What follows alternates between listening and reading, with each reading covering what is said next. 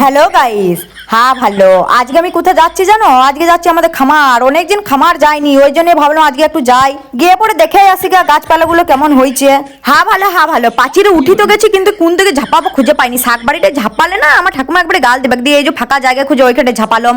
খামারে এসে কি খুঁজছি জানো? সেই যে একবার একটা মানি প্ল্যান্ট গাছ লাগাইছিলাম না, ওইটাই খুঁজে বেড়াচ্ছি, কিন্তু খুঁজে আর পাচ্ছি না কোথায় কে জানে। হ্যাঁ ভালো, হ্যাঁ ভালো। বিলেতি গাছের মাঝে ঢুকিয়ে গেছে, অনেকদিন জল আর কিছু দিইনি, তাও গাছটা দেখো লেগে গেছে। গাছটা কিন্তু অযত্নে বেড়ে উঠলো।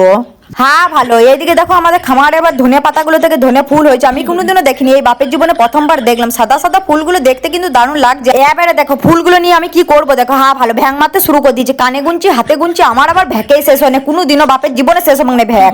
আবার এইদিকে দেখো লোকের ঘরে পাচ্ছি ডাঙ্গে চলে গেছি জল আনতে। একটা লাল কালারের মগে জল নিলাম, কারণ মানি প্ল্যান্ট গাছটাতে জল দেবো ভালো করে, আজকে কিন্তু জল দেবো।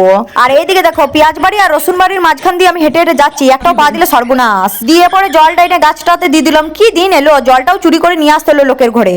আর এইদিকে দেখো সর্ষে ফুল হয়েছে না, সর্ষে ফুলটা নিয়েও ভ্যাং মারতে শুরু করে দিয়েছে। আমার আবার কোনোদিনও কি ভ্যাক শেষ হবে তোমরাই বলো। হ্যাঁ ভালো। কত সর্ষে দেখো, অত সর্ষে কি করবো গো, অত সর্ষে জীবনে শেষ হবে না, যে সর্ষে বাগান একবারই পুরো। আর এইদিকে দেখো আরো সর্ষে হয়েছে। আমরা কিন্তু ইকাই এত সর্ষে খেয়ে শেষ করতে লাগবো। কত সর্ষের তেল হবে ভাবো তো। আমরা ইকাই খাবো না, এলা গোটা গ্রামকে দেবো, এক দুজনকে লয় পুরো গ্রামকে দেবো। হলে পরে তোমাদেরকেও দেবো। লাও আজকের মতো টাটা।